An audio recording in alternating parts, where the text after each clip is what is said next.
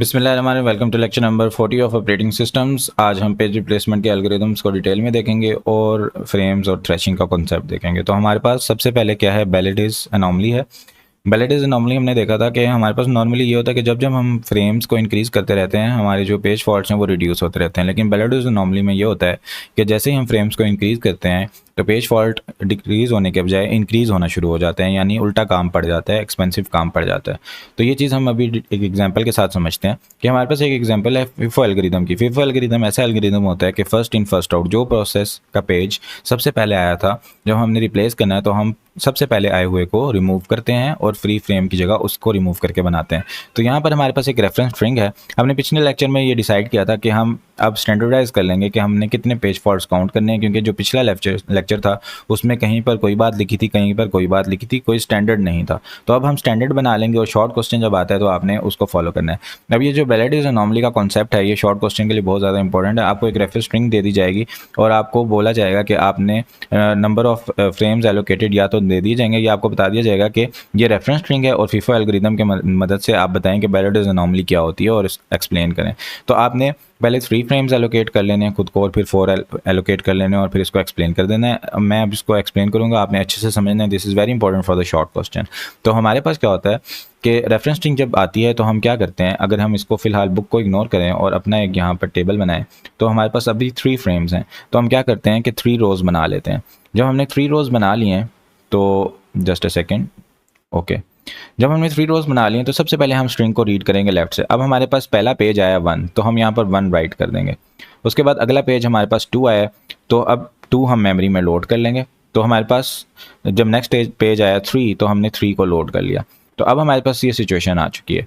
अब हमारे पास next page आया 4। अब 4 जो है वो मेमोरी में अवेलेबल नहीं है और फ्री स्पेस भी अवेलेबल नहीं है। तो जो सबसे पहले आया था यानी 1 सबसे पहले आया था, हम उसको रिमूव कर देंगे और उसकी जगह 4 ले आएंगे, ठीक है। उसके बाद हमारे पास जो नेक्स्ट आता है स्ट्रिंग में वो आता है 1। अब 1 यहाँ पर हमने रिमूव कर दिया था, 1 अवेलेबल नहीं है। तो 2 अब इनमें सबसे पहले आया था, 4 तो अभी अभी आया है, 2 सबसे पहले आया हुआ था। तो हम इसको 2 को रिमूव कर देंगे, उसकी जगह 1 आ जाएगा। अब नेक्स्ट है 2। अब 2 को रीड करना है तो 3 सबसे पहले आया था, वहाँ पर 2 आ जाएगा और ये सिचुएशन आ जाएगी। नेक्स्ट है 5।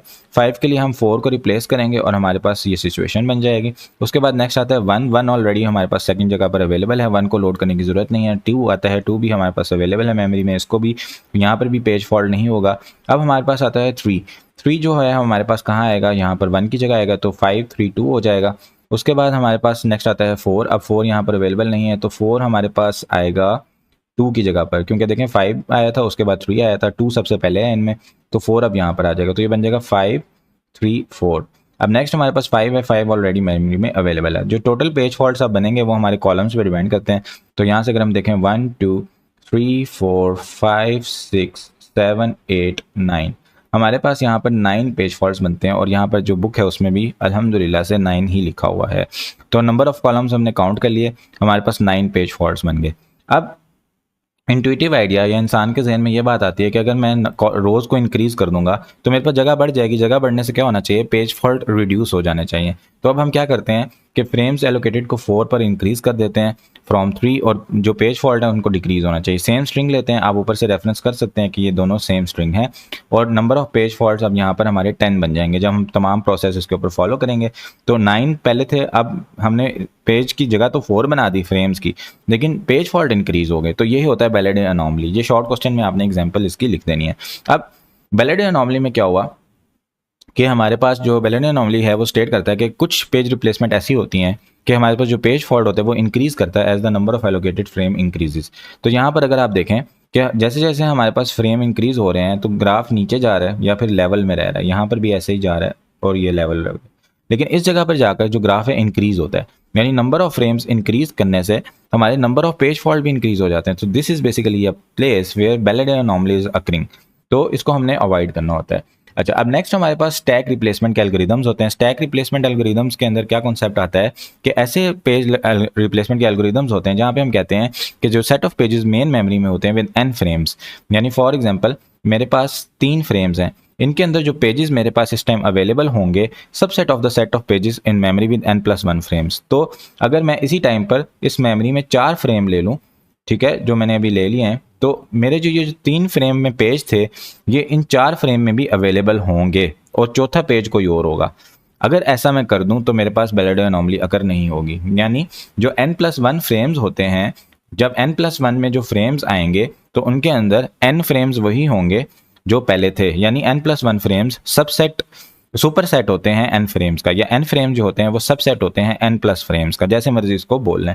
तो हमारे पास जो एल्गोरिदम्स होते हैं ये बेलेडो एनॉमली से सफ़र नहीं करते। इसकी एग्जांपल है LRU एल्गोरिदम, जो कि लीस्ट रिसेंटली यूज्ड एल्गोरिदम है। इसको हम अभी देखेंगे कि हमारे पास क्या होता है कि एक एग्जांपल है जिसके अंदर LRU सफ़र नहीं करता बेलेडो एनॉमलीज में। हमारे पास नंबर ऑफ फ्रेम्स एलोकेटेड हमने कर दिए हैं यहाँ पर 3, और हमारे पास जो रेफरेंस स्ट्रिंग है वो आ गया 1 2 3 4 1 2 5 1 2 3 4 5, और जो हमारे पास नंबर ऑफ पेज फॉल्ट होते हैं वो 10। अब यहाँ पर first come first serve basis पे नहीं है, फीफो स्ट्रक्चर नहीं है, फर्स्ट इन फर्स्ट आउट नहीं है, बल्कि यहाँ पर लीस्ट रिसेंटली यूज्ड है कि जो सबसे पहले यूज हुआ था ना, जो सबसे पहले स्ट्रिंग में आया था उसको हम देखेंगे। पहले हम देखते हैं कि जो सबसे पहले यहाँ पर मेमोरी में लोड हुआ था, फीफो में हम ये देखते हैं। यहाँ पर हम देखते हैं कि स्ट्रिंग में सबसे पहले कौन सा आया था। ठीक है, तो यहाँ पर ये चीज़ थोड़ा सा डिफरेंस हो जाती है। तो अभी हम देखेंगे कि हमारे पास जो स्ट्रिंग है 1 आया, 1 हमने लोड कर दिया, 2 आया, 2 हमने लोड कर दिया, 3 आया, 3 हमने लोड कर दिया, अब 4 आया। अब 4 को लोड करने हुए हमने देखना है कि स्ट्रिंग में सबसे पहले कौन सा यूज़ हुआ था। 3 पहले यूज़ हुआ था, उससे पहले 2, उससे पहले 1, तो 1 सबसे पहले यूज़ था, 1 की जगह 4 आ जाएगा। उसके बाद 1 हमारे पास अब अवेलेबल नहीं है, अब यहाँ पर 2 सबसे पहले यूज़ हुआ था, 2 की जगह 1 आ जाएगा। अब 2 आया यहाँ पर, तो 2 हमारे पास अवेलेबल नहीं है, तो 3 सबसे पहले इनमें यूज़ हुआ था, 3 की जगह 2 आ जाएगा। उसके बाद हमारे पास 5 यहाँ पर अवेलेबल नहीं है, तो इनमें 4 सबसे पहले आया था, तो 4 की जगह 5 आ जाएगा।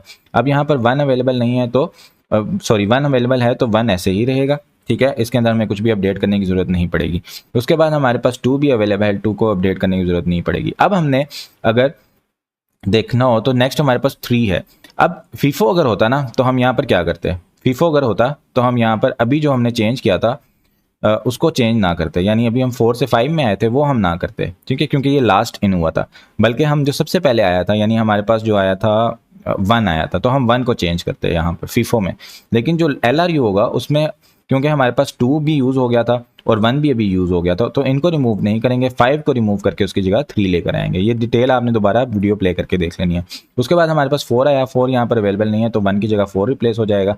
उसके बाद 5 आया, 5 अवेलेबल नहीं है, तो 4 भी पहले यूज़ हुआ हुआ है, यहाँ पर 3 भी पहले यूज़ हुआ हुआ है, 2 ऐसा जो सबसे पहले इनमें यूज़ हुआ था, तो हम 2 की जगह 5 लेंगे। तो टोटल हमारे पास जो पेज फॉल्ट बनते हैं 1 2 3 4 5 6 7 8 9 10, ये हमारे पास 10 पेज फॉल्ट्स बन जाते हैं।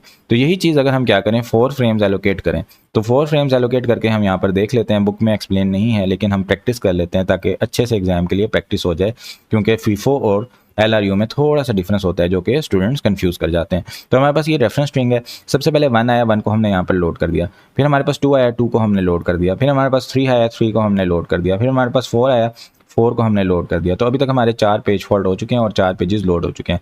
अब हमने 1 को रीड करना है, 1 हमारे पास ऑलरेडी यहाँ पर अवेलेबल है, 2 को रीड करना है, 2 ऑलरेडी हमारे पास अवेलेबल है। अब 5 जैसे ही आएगा तो 5 के लिए हमारे पास पेज फॉल्ट हो जाएगा। तो अभी आप मुझे इस जगह कमेंट में बताएं वीडियो पॉज करके कि कौन सा पेज हम रिमूव करेंगे 5 की जगह बनाने के लिए। तो अभी आप देखें 2 रिसेंटली यूज़ हुआ है, 1 रिसेंटली यूज़ हुआ है, और उससे पहले 4 यहाँ पर यूज़ हुआ था, तो हम 3 की जगह 5 को लेकर आएंगे, तो 5 यहाँ पर आ जाएगा और बाकी तमाम पेजेस इस तरह से आ जाएंगे।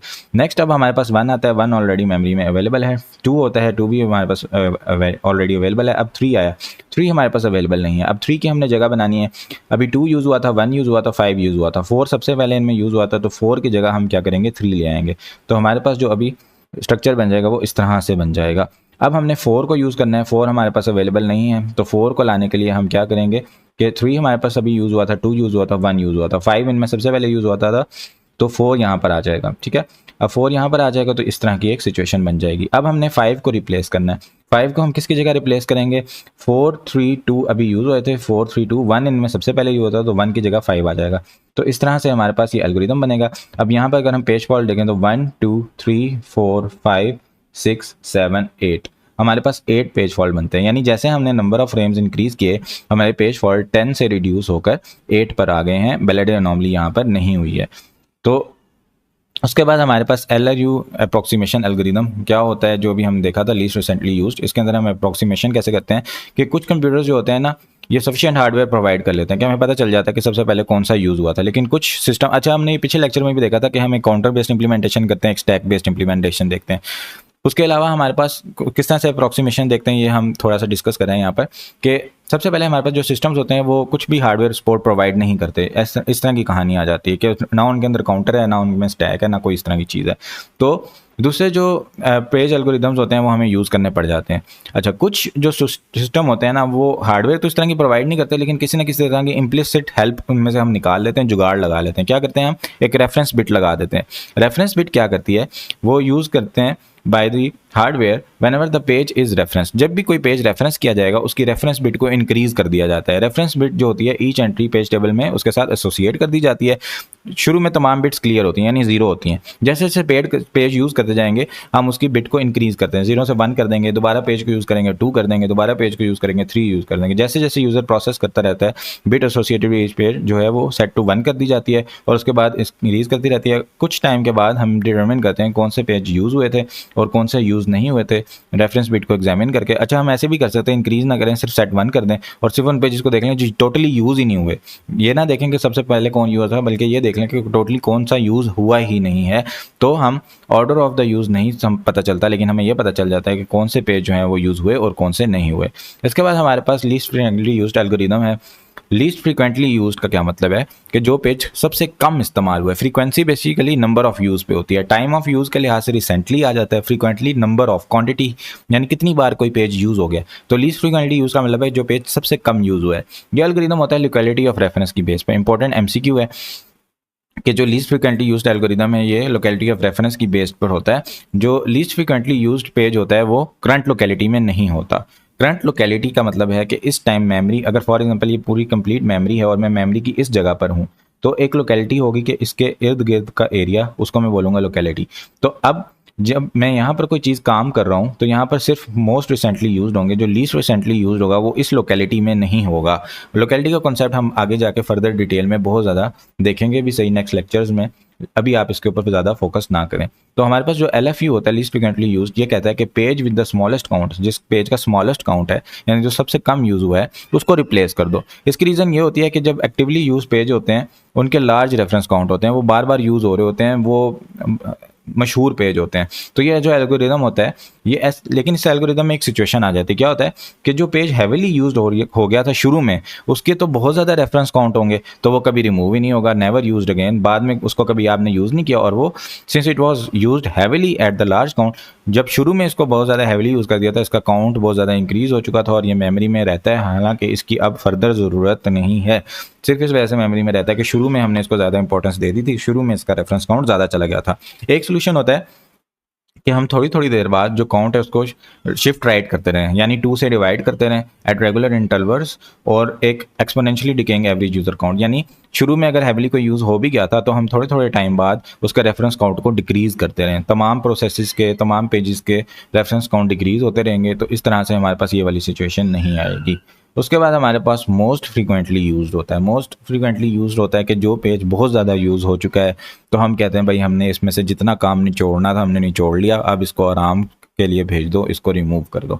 तो most frequently used algorithm is based on the argument that the page with the smallest count was probably just brought in. जो स्मॉलेस्ट काउंट है, जिसको सबसे कम यूज़ किया हुआ है, वो अभी अभी नया नया आया है मार्केट में, तो इसको अभी हमने यूज़ करना है और इसको लोकेलिटी जो है इसकी अभी स्टार्ट हुई है, इसको आप यहाँ से रिमूव ना करो, जबकि जो मोस्ट यूज हो चुका है उसको रिमूव कर दो। नेक्स्ट हमारे पास पेज बफरिंग का एल्गोरिदम होता है कि हम क्या करते हैं कि पेजेस का एक बफर बनाना शुरू कर देते हैं, यानी हम एक पूल बना लेते हैं कि फ्री फ्रेम्स हमारे पास यहाँ अवेलेबल हैं, तो उसका एक बफर बनता जाता है। तो OS क्या करता है, पूल रखता है एक फ्री फ्रेम्स का, और जब भी कोई पेज फॉल्ट होता है तो विक्टिम पेज को पहले से ही चूज़ करके रखा होता है उसने कि ये विक्टिम पेज है, यहाँ पर आपने नया लेकर आना है। लेकिन जो डिज़ायर पेज होता है ये रीड कर लिया जाता है फ्री फ्रेम में from the pool before the victim is written out, यानी विक्टिम को हम पहले बाहर रखने से पहले ही फ्री फूल, यानी हम फॉर एग्जांपल हमारे पास टोटल मेमोरी थी 100 पेजेस की, ठीक है, तो हम 100 को फिल नहीं करते, बल्कि हम क्या करते हैं कि उनमें से फॉर एग्जांपल 95 को करते हैं और 5 जगह हम हमेशा खाली रखते हैं जो कि रिजर्व सीटें होती हैं।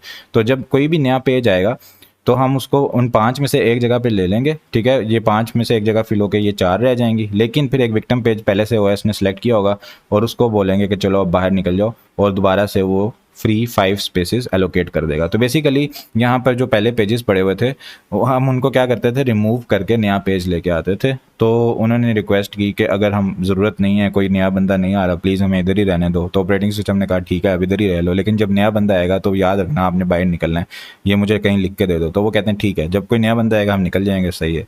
तो ये काम यहाँ पर हो रहा होता है। तो जब भी विक्टिम को बाद में बाहर रिटर्न आउट कर दिया जाएगा तो फ्रेम इसका फ्री फ्रेम रूप में दोबारा से ऐड कर दिया जाएगा और फ्री फ्रेम्स दोबारा से उतने हो जाएंगे जितने ऑपरेटिंग सिस्टम ने पहले रखे हुए थे। तो जो प्रोसेस होता है वो फ्रेम क्विकली दे दिया जाता है उसको, उसको इतना वेट नहीं करना पड़ता कि वो विक्टिम फ्रेम बाहर जाए। और जब विक्टिम जो है वो सिलेक्ट किए जाते हैं, फ्री फ्रेम्स जो हैं दोबारा पूल में ऐड कर दिए जाते हैं इन द बैकग्राउंड।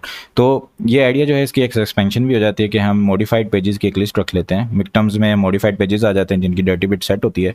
जब भी पेजिंग डिवाइस आइडल होगी तो मॉडिफाइड पेज सेलेक्ट कर लिया जाएगा और उसको डिस्क में राइट कर दिया जाएगा। तो मॉडिफाई जो बिट होती है वो फिर दोबारा उसकी रीसेट कर दी जाती है। तो यानी हम क्या करते हैं कि बैकग्राउंड में डर्टी पेजेस को डिस्क में लिखते जाते हैं, क्योंकि वो मॉडिफाई हो चुके हैं वैसे भी डिस्क में उनको लिखने की ज़रूरत है, और हम पूल को फ्री करते जाते हैं। तो हमारे पास जो ये स्कीम होती है ये इंक्रीज़ कर देती है प्रोबेबिलिटी, जो पेज होगा वो क्लीन होगा जो मेमोरी में अवेलेबल है, और जब इसको रिप्लेसमेंट के लिए सिलेक्ट किया जाएगा तो क्लीन पेज सेलेक्ट होगा और इसको राइट करने की बाद में ज़रूरत बाहर नहीं पड़ेगी। उसके बाद हमारे पास दूसरी मॉडिफिकेशन ये होती है कि हम पूल ऑफ फ्री फ्रेम्स बनाते हैं, लेकिन हम रिमेंबर रखते हैं, याद रखते हैं कि which page was in which frame, कि कौन सा पेज किस फ्रेम के अंदर था। क्योंकि हमारे पास जो फ्रेम होते हैं वो मॉडिफाई नहीं होते जब फ्रेम राइट किया जाता है डिस्क में, तो ओल्ड पेज जो होता है उसको reuse directly from the free frame pool कर लिया जाता है। यानी फॉर एग्जांपल अब हमारे पास यहाँ पर तमाम पेजेस अवेलेबल थे, तो मुझे पता था कौन सा पेज कहाँ पर पड़ा हुआ है। अब मैंने एक पेज विक्टिम सेलेक्ट कर लिया था, लेकिन जो विक्टिम पेज था वो मेरा डर्टी नहीं हुआ था, मॉडिफाई नहीं हुआ था, तो मैं इसको राइट नहीं करूँगा डिस्क में, लेकिन ये मेरा विक्टिम सेलेक्टेड है। अब दोबारा कभी इसकी ज़रूरत पड़ेगी तो ये यहीं पर पड़ा होगा और दोबारा यहीं से सिलेक्ट हो जाएगा। इस तरह का कॉन्सेप्ट है। तो हमारे पास इनपुट आउटपुट इसके अंदर कम ज़रूरत पड़ती है, और जो पेज फॉल्ट अकर होता है वो हम चेक करते हैं कि desire page free frame pool में तो नहीं है। फ्री फ्रेम पूल वो होगा कि हमने उसको विक्टिम सेलेक्ट किया हुआ होगा लेकिन वहाँ से राइट आउट नहीं किया होगा, लेकिन ये होगा फ्री, यानी कोई नया आएगा तो उसको ओवरराइट कर देंगे। तो हम फ्री फ्रेम में चेक कर लेते हैं कि क्या वो फ्री फ्रेम में तो नहीं पड़ा हुआ। अगर ये यहाँ पर नहीं होगा तो हम फ्री फ्रेम सेलेक्ट करेंगे और इसके अंदर लोड कर लेंगे, और यहीं पड़ा होगा तो यहीं से यूज़ कर लेंगे। तो यहाँ पर हमारे पास जो मेथड होता है ये फीफो रिप्लेसमेंट के साथ यूज़ किया जाता है वेक्स और वीएमएस ऑपरेटिंग सिस्टम्स के अंदर।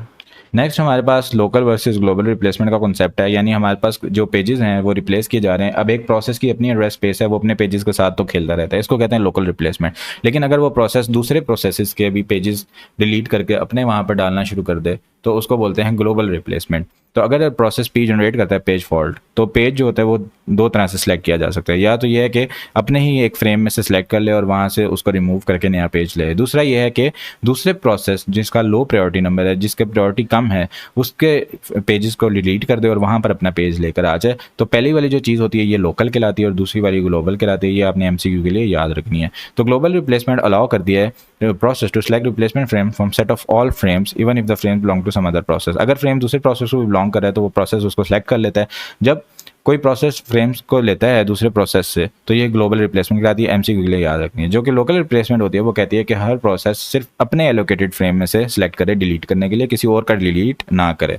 तो ये एमसीक्यूज़ के लिए बहुत ज़्यादा इंपॉर्टेंट है। अब हमारे पास एक एलोकेशन स्कीम आ जाती है जहाँ पर हम अलाउ कर देते हैं कि हाई प्रायोरिटी प्रोसेस है वो सिलेक्ट कर सकता है frames from the low priority process और उसके पेजेस को डिलीट कर सकता है। तो जो प्रोसेस है जो प्लेसमेंट दूसरे अपने फ्रेम्स में से सिलेक्ट करेगा या दूसरे लो प्रायोरिटी में से सिलेक्ट करेगा, तो ये अप्रोच जो होती है ये हाई प्रायोरिटी प्रोसेस को इंक्रीज करना अलाउ कर देती है कि वो अपनी फ्रेम लोकेशन को इंक्रीज कर दे at the expense of low priority processes. और ऐसा भी हो सकता है कि वो इतनी ज़्यादा इंक्रीज कर दे कि लो प्रायोरिटी वाले लोगों को चलने न दे, यानी हम यहाँ पर बदमाशी ऐड कर देते हैं।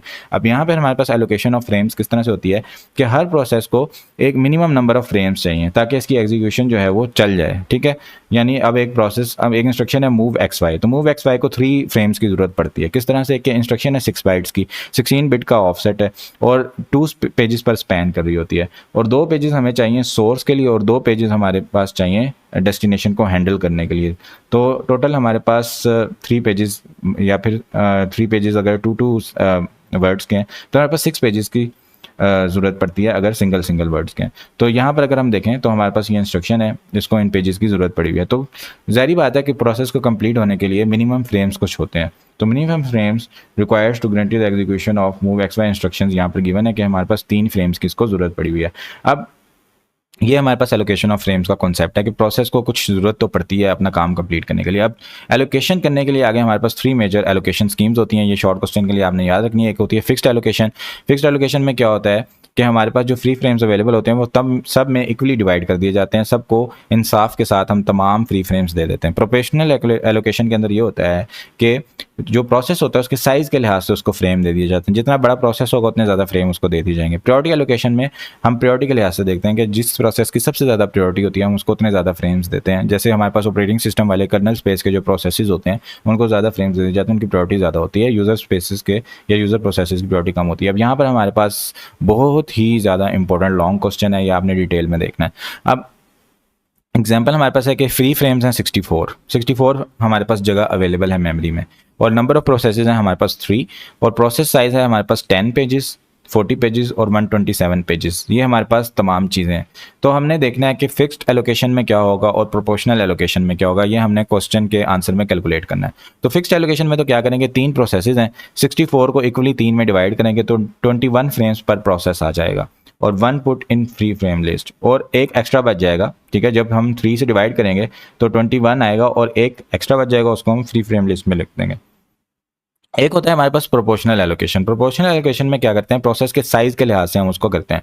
तो सबसे पहले एस आई लेंगे। एस आई क्या है, जैसे S1 बोलूंगा तो ये प्रोसेस 1 का साइज है, S2 बोलूंगा तो ये प्रोसेस 2 का साइज है, S3 बोलूंगा तो ये प्रोसेस 3 का साइज है।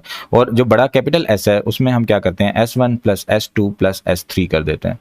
यानी अगर हम इसको लिखें सिग्मा S ऑफ I करते हैं फ्रॉम 1 to 3, तो ये हमारे पास टोटल साइज आ जाता है तमाम का।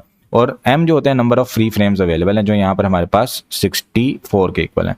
तो अब हमने क्या करना है, AI करना है, एलोकेशन फॉर ईच प्रोसेस। यानी S1 को कितने एलोकेट करने हैं फ्रेम्स, वो AI होगा, S2 को कितने करने हैं वो A2 होगा, और S3 को कितने करने हैं A3 होगा। अब A1 जो होगा वो होगा 10 डिवाइड बाई 177, यानी SI divided by total size, SI divided by total size multiply by M multiply by total frames. तो 10 बाय 177 बेसिकली हमने रेशियो निकाल ली कि कितना उसका साइज है, और उसको टोटल फ्रेम से मल्टीप्लाई किया तो 3 फ्रेम्स हमारे पास पहले को मिल गए। फिर दूसरे का साइज था 40 जो हमने यहाँ से लिया, 40 को 177 यानी तीनों के सम से डिवाइड किया, फिर 64 से मल्टीप्लाई किया, 14 फ्रेम्स आ गए। अब 127 को जो कि तीसरे का साइज है डिवाइड किया 177 से और मल्टीप्लाई किया 64 से, यानी टोटल नंबर ऑफ फ्रेम्स है तो 45 फ्रेम्स आ गए। अब इन तीनों को सम करने के बाद 64 में से जो बाकी बच गए वो 2 फ्रेम्स बच गए, तो उन 2 फ्रेम्स को हम फ्री फ्रेम्स की लिस्ट में डाल देंगे। तो ये कैलकुलेशन बहुत इंपॉर्टेंट है शॉर्ट क्वेश्चन के लिए, इसको आपने हिफ्ज कर लेना है। नेक्स्ट हमारे पास थ्रेशिंग का कॉन्सेप्ट आता है। थ्रेशिंग क्या होता है कि हमारे पास CPU कहता है कि मैंने यूटिलाइजेशन इंक्रीज करनी है। तो जब भी कोई प्रोसेस होता है उसको पेज फॉल्ट अगर होते हैं तो वो प्रोसेस जो होता है वो पेज के इंतजार में बैठ जाता है। तो CPU क्या करता है कि दूसरे प्रोसेसेस को शेड्यूल करना शुरू कर देता है या नए प्रोसेस लाता रहता है। तो जब CPU नए प्रोसेस लाता है तो नए प्रोसेसेस को भी जाहिर बात है पेज की ज़रूरत पड़ती है।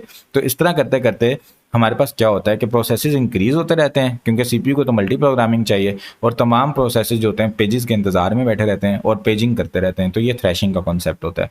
अब प्रोसेस जो होता है अगर उसके पास इनफ पेजेस अवेलेबल नहीं है जो उसको कंप्लीट होने के लिए चाहिए, तो पेज फॉल्ट होता है बहुत ज़्यादा हाई हो जाता है। तो इसकी वजह से हमारे पास लो CPU यूटिलाइजेशन हो जाती है। CPU को लगता है काम ही नहीं हो रहा, क्योंकि जो बंदा है, जो प्रोसेस है, जो काम कर रहा था वो तो पेजेस के इंतजार में बैठा हुआ है, तो पेजिंग में वो लगा हुआ है। तो जो ऑपरेटिंग सिस्टम होता है वो सोचता है कि अब इसको degree of multi programming increase करनी चाहिए क्योंकि CPU यूटिलाइज नहीं हो रहा। तो क्योंकि ऑपरेटिंग सिस्टम तो CPU यूटिलाइजेशन को देख के फैसले करता है, और ये इसको नज़र आ जाता है कि पेज फॉल्ट की वजह से ये डिक्रीज हो गई है, तो एक और प्रोसेस ये ऐड कर देता है सिस्टम में। तो थ्रेशिंग हो जाती है, क्योंकि जब नया प्रोसेस होता है जाहिर बात है उसको भी पेजेस की ज़रूरत है, और पेजेस के लिए तो फ्री फ्रेम्स अवेलेबल नहीं है, and causes throughput to plunge, और थ्रूपुट हमारी कम होना शुरू हो जाती है। यानी हम तो प्रोसेसेस ऐड कर रहे थे कि थ्रूपुट इंक्रीज हो जाएगी CPU यूटिलाइजेशन इंक्रीज होने से, लेकिन ये उल्टा कम होना शुरू हो जाती है। तो हमारे पास क्या होता है, a process is threshing if it is spending more time paging. अगर प्रोसेस पेजिंग में ज़्यादा टाइम लगा रहा है तो इसको मतलब है थ्रेशिंग कर रहा है, यानी स्वैप कर रहा है page in page out then executing करने के बजाय पेजिंग में अगर कोई प्रोसेस ज़्यादा टाइम लगाए तो उसको थ्रेशिंग बोलते हैं। ये MCQ के लिए बहुत ज़्यादा इंपॉर्टेंट है। थ्रेशिंग के अंदर हमारे पास कुछ परफॉर्मेंस की प्रॉब्लम्स आती हैं। एक तो CPU यूटिलाइजेशन रिड्यूस हो जाती है, पहले कम थी और ज़्यादा कम हो जाती है। हाई डिस्क यूटिलाइजेशन हो जाती है, डिस्क यूटिलाइजेशन बहुत ज़्यादा इंक्रीज़ हो जाती है क्योंकि हम डिस्क से रीड करने लग जाते हैं प्रोसेसेस को ज़्यादा। और low utilization of input output devices की भी लो यूटिलाइजेशन हो जाती है। ये MCQ के लिए इंपॉर्टेंट है। MCQ में 3-4 ऑप्शन गिवन होंगे, आपसे पूछा जाएगा कि इनमें से कौन सा ऐसा है जो थ्रेशिंग में होता है, कौन सा नहीं होता। तो ये आपने एक बार गो थ्रू कर लेना है। अब हमारे पास ये फिगर है, इसके अंदर आप देखें कि जैसे जैसे CPU यूटिलाइजेशन इंक्रीज़ हो रही है, हम degree of multi programming increase करते हैं। तो जैसे जैसे हम करते जा रहे हैं CPU यूटिलाइजेशन इंक्रीज़ हो रही है, लेकिन एक टाइम ऐसा आएगा कि degree of multi programming increase करने से, यानी नंबर ऑफ प्रोसेसेस इंक्रीज़ करने से हमारी जो यूटिलाइजेशन है वो नीचे जाना शुरू हो जाएगी। तो ये जो ऐसा पॉइंट होता है, ये लॉ ऑफ डिमिनिशिंग रिटर्न का पॉइंट होता है, इसको थ्रेशिंग बोलते हैं। यहाँ से आगे थ्रेशिंग शुरू हो चुकी है, तो वहाँ प्रोसेसेस पेजेस का इंतजार कर रहे हैं, फ्री फ्रेम्स अवेलेबल नहीं है। तो डिग्री ऑफ मल्टी प्रोग्रामिंग जैसे जैसे इंक्रीज़ होती है, CPU यूटिलाइजेशन इंक्रीज़ होती रहती है, लेकिन स्लोली ऐसे होता है कि एक मैक्सिमम पॉइंट आ जाता है। अगर डिग्री ऑफ प्रोग्रामिंग इससे ज़्यादा इंक्रीज़ की जाए तो थ्रेशिंग हो जाती है और CPU यूटिलाइजेशन नीचे जाना शुरू कर देती है। इस पॉइंट पे हम क्या करते हैं, डिग्री ऑफ मल्टी प्रोग्रामिंग को रिड्यूस करते हैं ताकि फ्री फ्रेम्स की जगह मिल जाए और प्रोसेसेस अपना काम पूरा कंप्लीट कर दें। और जो इफेक्ट ऑफ थ्रेशिंग है हम इसको लिमिट कर सकते हैं लोकल रिप्लेसमेंट स्कीम से। जैसे ग्लोबल रिप्लेसमेंट करें ही ना, हर प्रोसेस के अपने फ्रेम्स हों, किसी और के फ्रेम्स को रिप्लेस ही ना करे, लोकल रिप्लेसमेंट स्कीम से हम इसको कंट्रोल कर सकते हैं। लोकल रिप्लेसमेंट में क्या होगा कि अगर कोई प्रोसेस थ्रेशिंग स्टार्ट करेगा तो किसी और के फ्रेम्स को वो स्टील ही नहीं कर पाएगा। तो ऐसा नहीं होगा कि ज़्यादा प्रोसेसेस ऐड करने से ज़्यादा कोई थ्रेशिंग की तरफ हम चले जाएंगे और हमारे पास थ्रेशिंग जो दूसरा प्रोसेस है जो भी आया था वो नहीं करेगा, वो नया जो प्रोसेस आया था वो चल लेगा, वो अपना काम पूरा कर लेगा। तो पेजेस होते हैं वो रिप्लेस कर दिए जाते हैं with regard to the process of which they are part, जिसका वो हिस्सा थे उसके लिहाज से पेजेस को रिप्लेस करते हैं, लोकल रिप्लेसमेंट करते हैं, ग्लोबली नहीं करते। तो जो लोकल रिप्लेसमेंट होती है प्रिवेंट करती है थ्रेशिंग को to spread among the several processes, यानी एक प्रोसेस अगर थ्रेश करा था तो वो करता रहता है, बाकी प्रोसेसेस में थ्रेशेस फ्लो नहीं करती, इसकी कंटेंशन हो जाती है। लेकिन जो प्रोसेस थ्रेशिंग कर रहे होते हैं वो फिर भी क्यू में रहते हैं for paging device most of the time. तो हमारे पास जो एवरेज सर्विस टाइम होता है पेज फॉल्ट का वो भी इंक्रीज हो जाता है थ्रेशिंग की वजह से, और इफेक्टिव असेस टाइम, यानी जो असेस करने में टाइम लग रहा था मेमोरी का वो भी इंक्रीज हो जाता है। Even for the process that is not threshing, जो थ्रेश नहीं कर रहे उनके लिए भी इंक्रीज हो जाता है, क्योंकि जाहिर बात है कि वो वाले प्रोसेसेस भी आ जाते हैं जो पेजिंग ज़्यादा हो रही होती है, तो क्यू जो मेमोरी सर्च टाइम है वो वैसे इंक्रीज हो जाते हैं, एक डिस्क की क्यू बनना शुरू हो जाती है, और जो पेज फॉल्ट की सर्विस टाइम है वो भी इंक्रीज हो जाती है क्योंकि वो भी डिस्क क्यू पे डिपेंड कर रहा होता है। तो यहाँ हमारा लेक्चर एंड होता है। Thank you so much for joining and watching. आपका कोई भी क्वेश्चन आप कमेंट्स में पूछ सकते हैं। टेक कर अपनी दुआ में याद रखिएगा। अल्लाह हाफिज़।